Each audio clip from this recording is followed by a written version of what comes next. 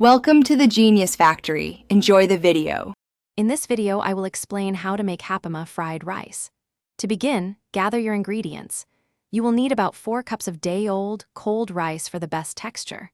Also, prepare your protein, like chicken or shrimp, and chop your favorite vegetables into small, uniform pieces. Having everything ready before you start cooking ensures a smooth and quick process. This preparation is key to achieving that perfect fried rice. First, heat about 2 tablespoons of oil in a large wok or skillet over high heat. Add your protein, such as chicken or shrimp, and cook until it is almost done, about 3 to 5 minutes. Remove it from the pan and set aside. Next, add your harder vegetables like carrots and onions, stir-frying for about 2 minutes until slightly tender. Then, add softer vegetables such as peas and corn.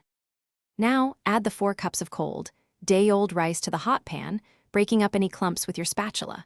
Spread the rice evenly across the pan's surface to allow it to fry and develop a slightly crispy texture.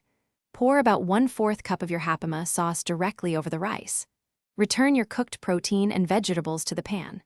Stir-fry everything vigorously for about 3 to 5 minutes, ensuring all ingredients are well combined and heated through. Once your Hapima fried rice is perfectly heated and all ingredients are beautifully mixed, it is time for the finishing touches. Garnish generously with fresh chopped green onions or cilantro for a burst of color and flavor.